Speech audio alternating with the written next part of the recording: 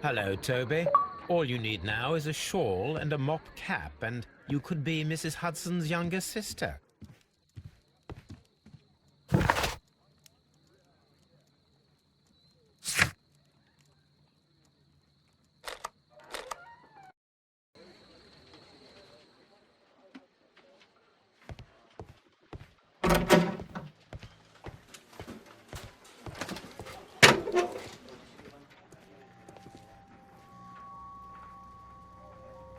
So this is the gun that Layton was holding when he was caught by the police.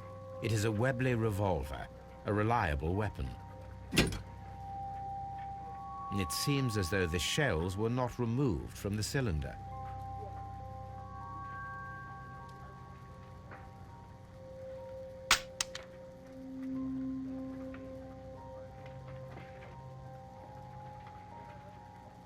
Two out of the 6 shells have been fired. There were 2 shots. These cigarettes are filled with cheap tobacco. Nothing interesting.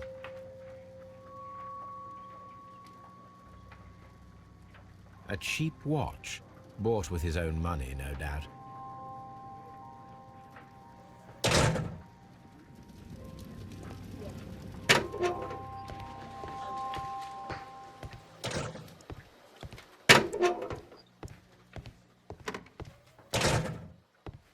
Please escort this suspect for interrogation. Good. Tell me your account of what happened. I left my work and I hurried up to see the fireworks in Whitechapel. I was late, so I decided to cut through Half Moon Street. I saw the first fireworks light up in the sky. I bumped into a constable on a corner before entering Half Moon. Then suddenly, what with all the firework flare, I saw 2 men. They were both lying flat in the middle of the street. I stopped where I was. I thought about turning back to the police, but as I was thinking of that, I saw a third person. He was leaning over the body that was furthest from me. The second I saw him, he raised his head and he stared at me. In a flash, I saw his gun, but he made a dash for it instead and he escaped through Whitechapel Street. So you might still have had time to return to the constable. I panicked. I didn't know what to do. Anyway, I approached the bodies just to see if they were still alive. I saw that one had blood pumping out of his stomach. He was dying. It was horrible. The second one was already dead. He had a hole in his head. He was holding a gun in his hand, though. I took it, and then I followed the third man. Interesting. Pray, continue. I turned a corner, and I saw the man standing in the middle of the street. He seemed to be in some sort of panic. And then, Mr. Holmes, something strange happened. I told the police and they laughed at what I said, but I swear to you, my words are true. I started running towards him. But then I was blinded by a flash. It was so bright that I hardly saw anything for a good dozen seconds. But I kept running forward. As I arrived in Whitechapel, I heard a woman screaming. And then I was caught by the police. But there wasn't a trace of that man. Of course, then they found a gun and all that blood. I couldn't see the murderer escaping and all that mess. Perhaps I was still half-blinded at that moment. A thrilling account, my young man. Layton, are you able to describe the person whom you saw standing in Half Moon Street? Well, I wasn't able to see his face at all. It was too dark, and he was too far away. I could see his silhouette. And what about that? Nothing so special. He was wearing a jacket. He was quite average in size and his weight. I see. Was there anything else that struck you at the time? No. But perhaps... It's strange, but I can't remember the sound of his footsteps as he was running away. Perhaps it was because of the fireworks or the surprise of me seeing him.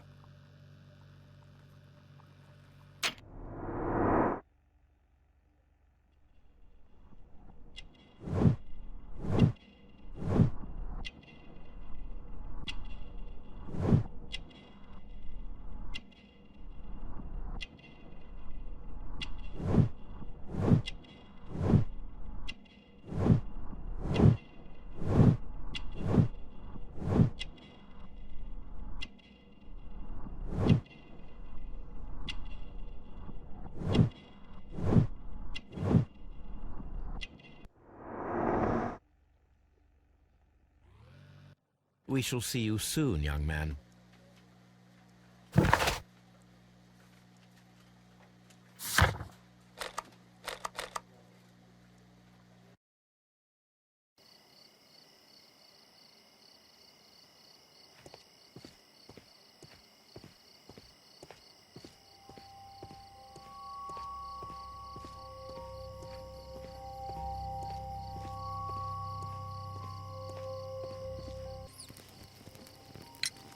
Who were the victims?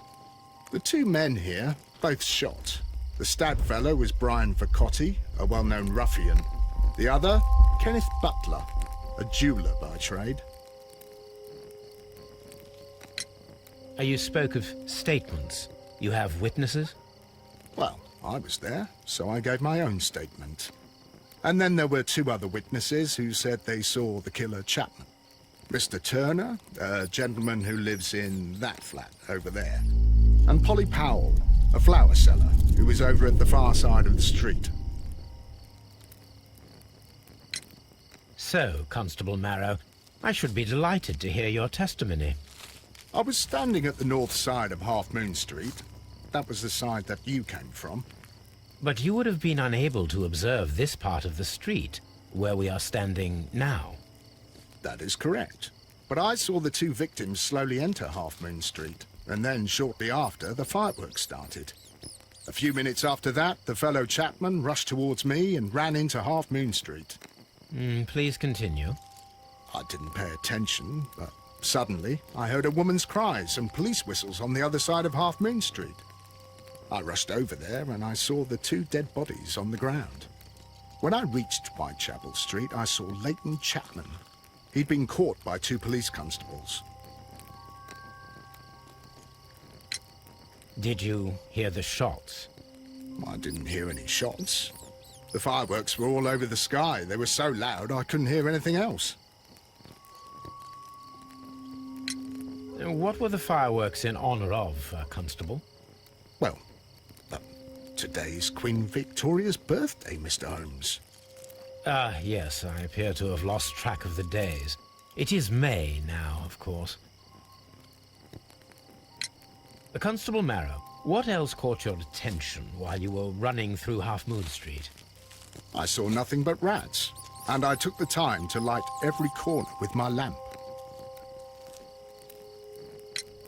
Did you happen to look up at Mr. Turner's window when you were on Half Moon Street at that time? Yes, I saw that the window was open, but no one was there. It was dark in the room. Constable.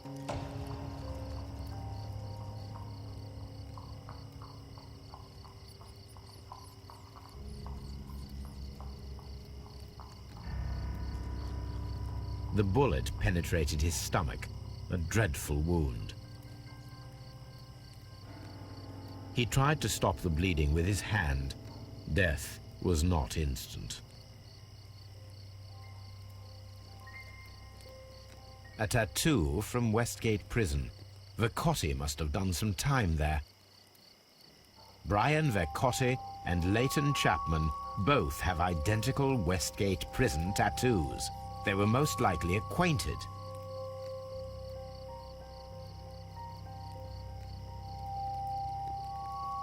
Brian Vercotti suffered greatly. What a terrible way to die.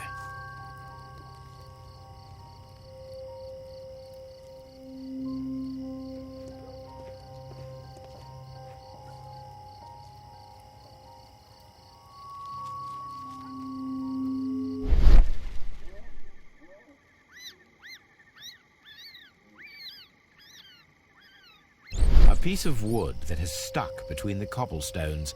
Let us take a closer look.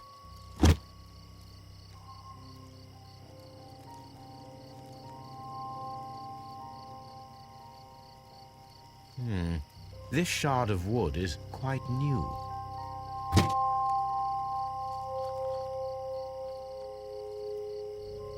The bullet struck his head.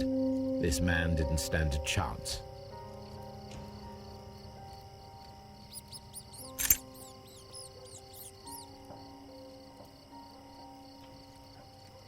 This is an ordinary key.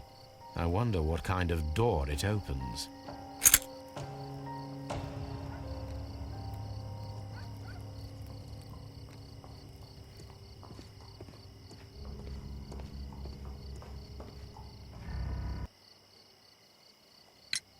Could you tell us everything that you may have seen or heard?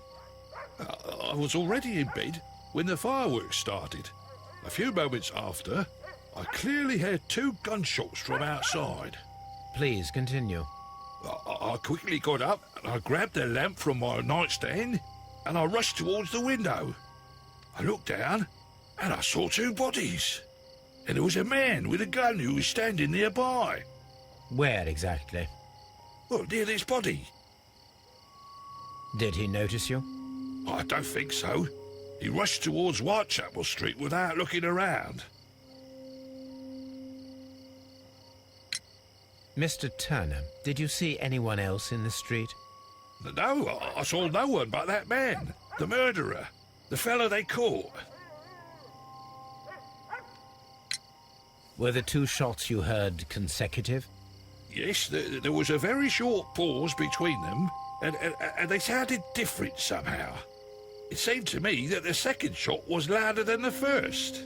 That is an interesting comment. Mr. Turner, what were your actions after you stepped up to the window? I was afraid that the man with a gun might return, so I stayed close to the window till I saw the policeman coming in the Half Moon from Whitechapel. Then I walked out to tell them everything I saw.